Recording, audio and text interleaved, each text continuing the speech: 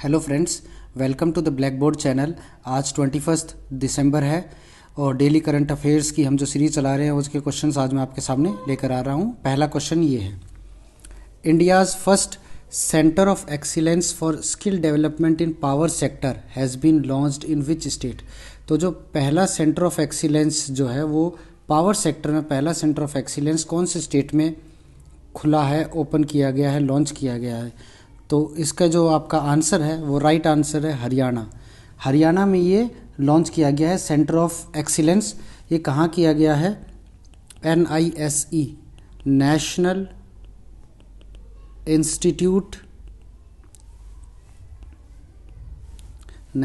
Institute of solar energy.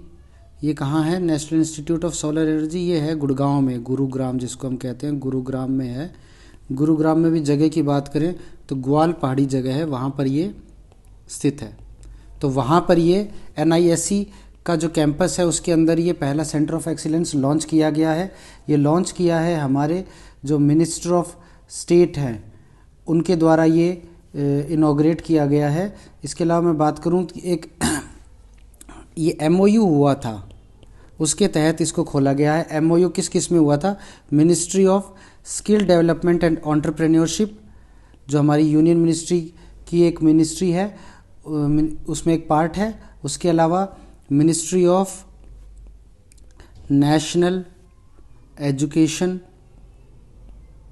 And youth, और तीसरा जो है स्नाइडर इलेक्ट्रिक। ये 2 और 3 जो हैं ये फ्रांस बेस्ड हैं। ये फ्रेंच मिनिस्ट्री है और ये स्नाइडर इलेक्ट्रिक फ्रेंच कंपनी है।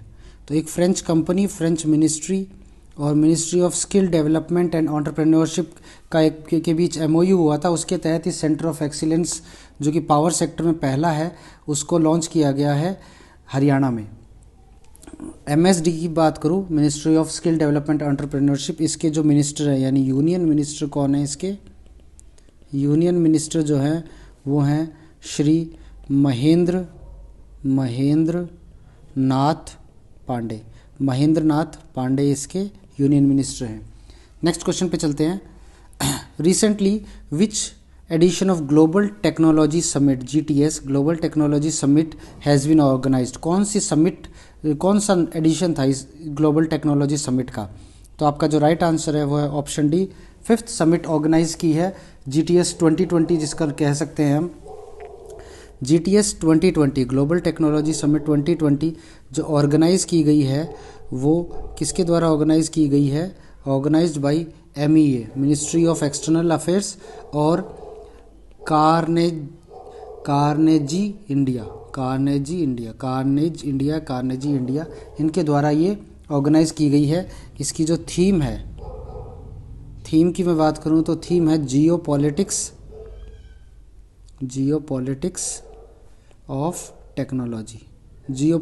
ऑफ टेक्नोलॉजी इसकी थीम है। ये 4 फ्लैगशिप जो MEA की जो एनुअल कॉन्फ्रेंसेज होती हैं उसकी 4 फ्लैगशिप कॉन्फ्रेंसेज है, उसमें से एक है। One of the 4 annual flagship conferences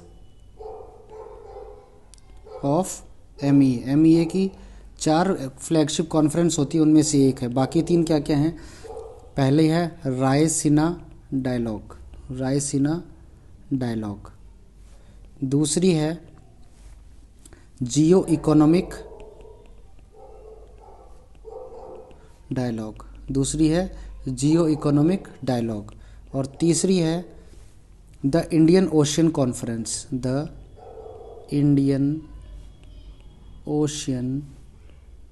conference. तो ऐसा भी पूछ सकता है कि इन 4 में से कौन सी MEA की फ्लैगशिप जो कॉन्फ्रेंस है उसका पार्ट नहीं है। तो जो 4 है वो हैं Raisina dialogue, geo economic dialogue, the Indian Ocean conference, और चौथी है ग्लोबल टेक्नोलॉजी समिट जिसका कि 5th एडिशन अभी ऑर्गेनाइज़ किया गया है। ये वर्चुअल एडिशन था, वर्चुअल फॉर्म में ऑर्गेनाइज़ किया गया था। तो ये हमारा सेकंड क्वेश्चन हो जाता है। थर्ड क्वेश्चन की बात करते हैं। Which country has hosted 20th Indian Ocean rim association IORA का 20th एडिशन का काउंसिल ऑफ मिनिस्टर्स की मीट है, 20th एडिशन है, ये किसने ऑर्गेनाइज किया है? तो जो आपका राइट आंसर है वह है ऑप्शन डी UAE। तो UAE द्वारा ये ऑर्गेनाइज किया गया है, वर्चुअली ऑर्गेनाइज किया गया है, वर्चुअली इसे ऑर्गेनाइज किया गया है। इंडियन साइड से किन्होंने रिप्रेजेंट किया है? रिप्रेजेंटेड बाय वेलम वेली मुरलीधरन, वेलम वेली मुरलीधरन द्वारा इंडियन साइड से रिप्रेजेंट किया गया है। इसमें जो मुख्य बात हुई है IORA की वो ये है कि France has joined as 23rd member, 23वें सदस्य के रूप में फ्रांस ने ज्वाइन किया है। यानी कि इससे पहले 22 सदस्य थे, तो प्रेजेंटली कितने सदस्य हो गए हैं IORA में? 23 मेंबर्स हैं। इसके अलावा बात कर लूँ इसकी, इसी में इस्टेब्लिशमेंट या इस्टेब्लिश कब हुई थी ये? 1997 में, 1997 में। 23 मेंबर से 23rd फ्रांस है। इसका हेडक्वार्टर जो है वो है इबिन मॉरिशस में इसका हेडक्वार्टर है।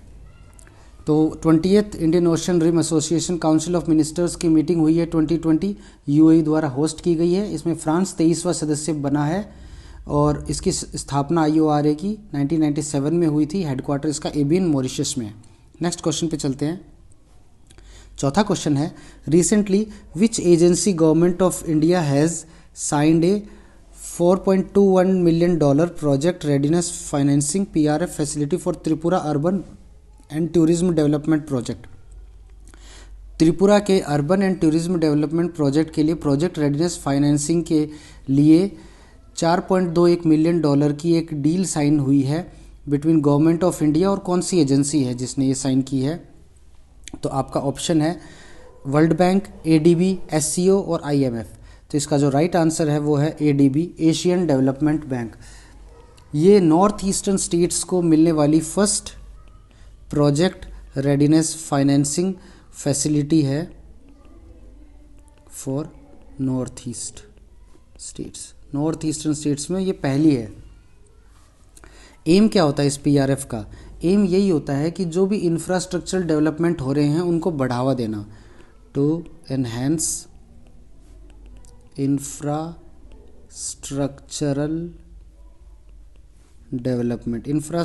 डेवलपमेंट को बढ़ावा देना। दूसरा कि कोई जो अर्बन एमिनिटीज़ हैं और टूरिज्म को प्रमोट करना, उसके इंफ्रास्ट्रक्चरल प्रोजेक्ट्स को इम्प्रूव करना, improve urban amenities and tourism infrastructure projects. तो ये इसका एम होता है। तो ये पहला नॉर्थ ईस्टर्न स्टेट्स को PRF फैसिलिटी मिलने वाला राज्य हुआ है त्रिपुरा।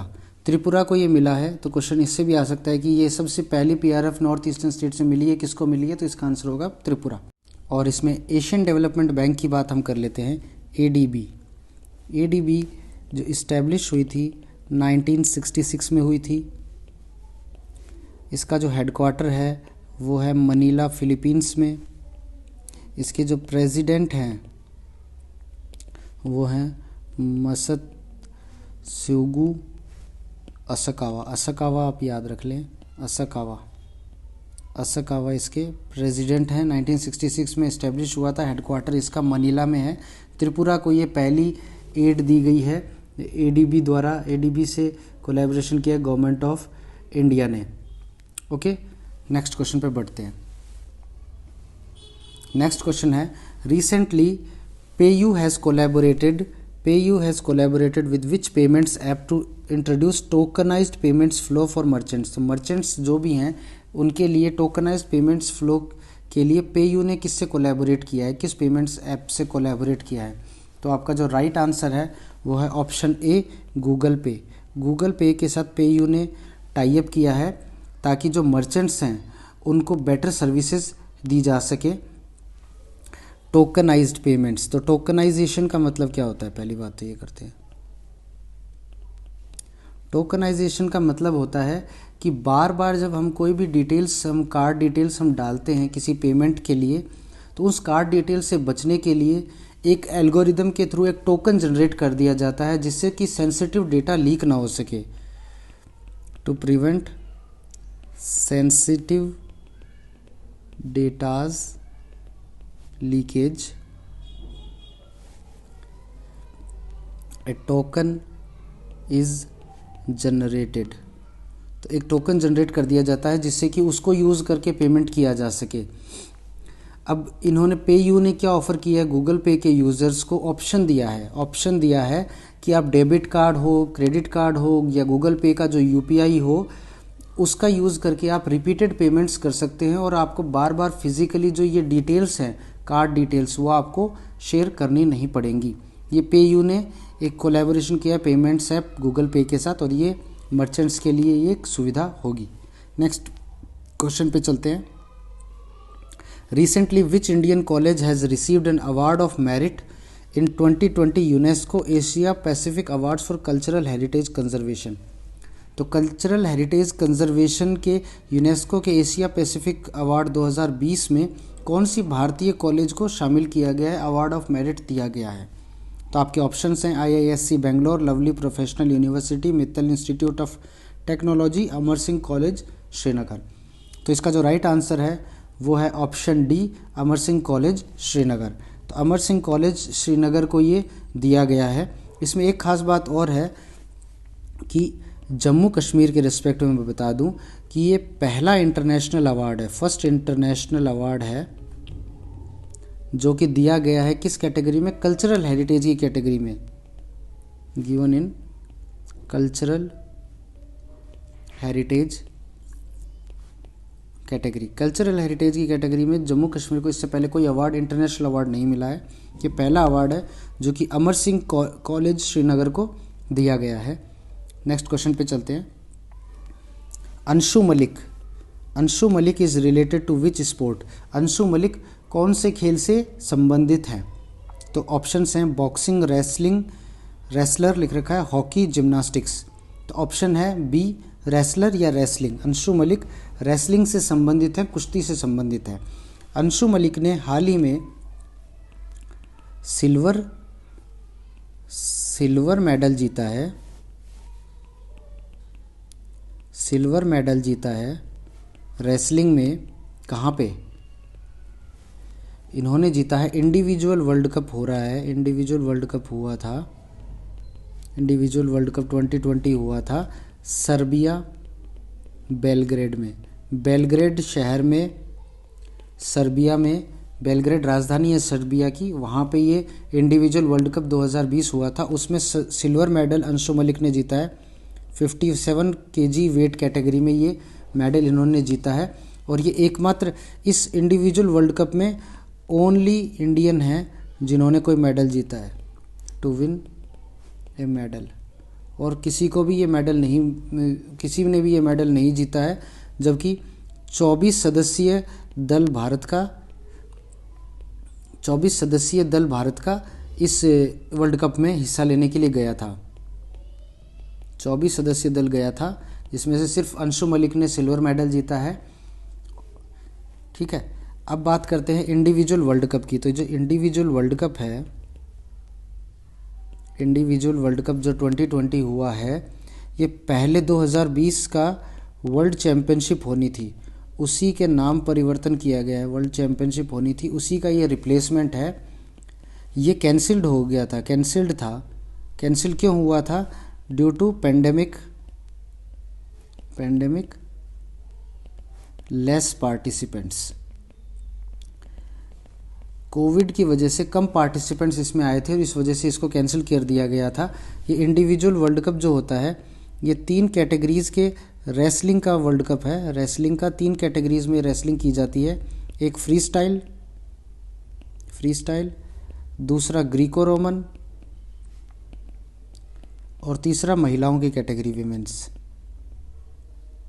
इन कैटेगरीज़ में ये रेसलिंग प्रतियोगिता होती है जिसमें अंशु मलिक ने सिल्वर मेडल हाल ही में जीता है। अंशु मलिक रेसलिंग से रिलेटेड हैं।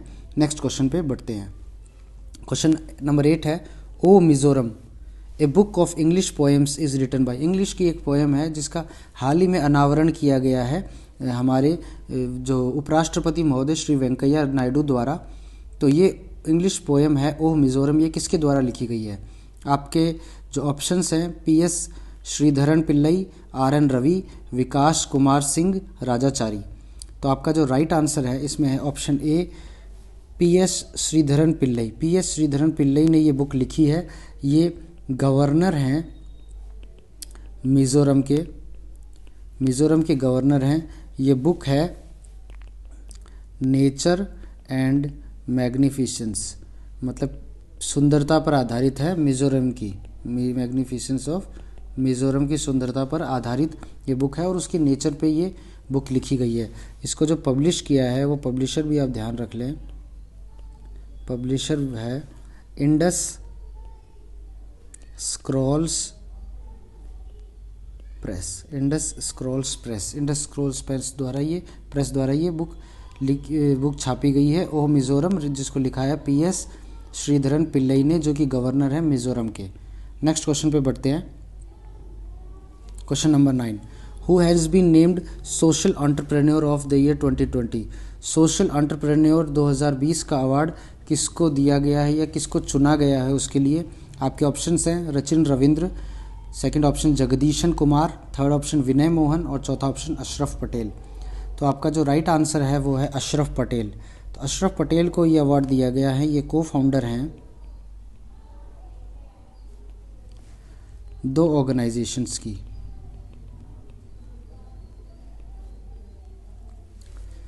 पहला है प्रवाह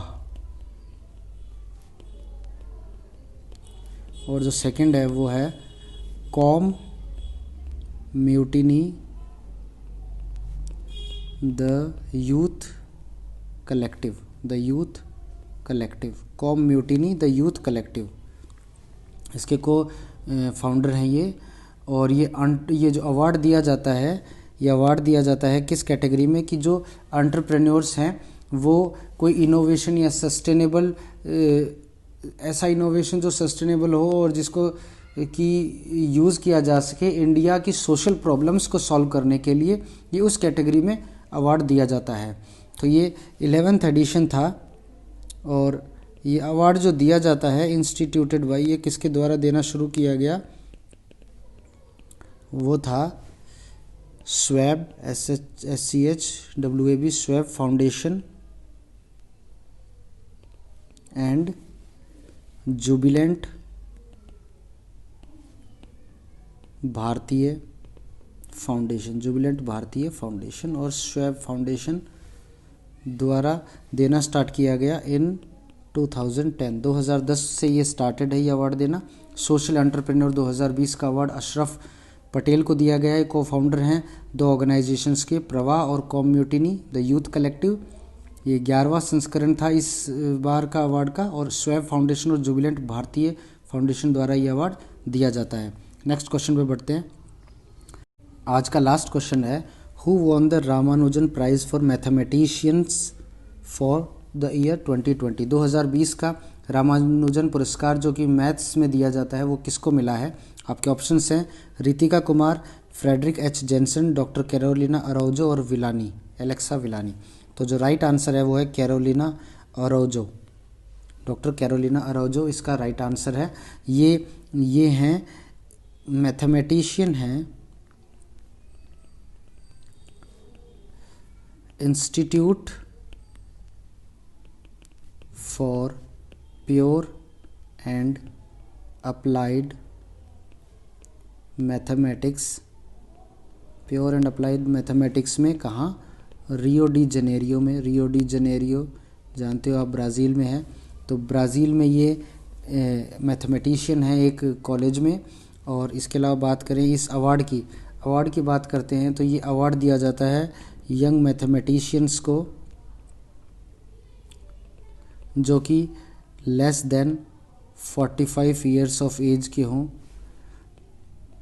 उनको ये अवार्ड दिया जाता है। ये अवार्ड जो दिया जाता है ये दिया जाता है department of science and technology.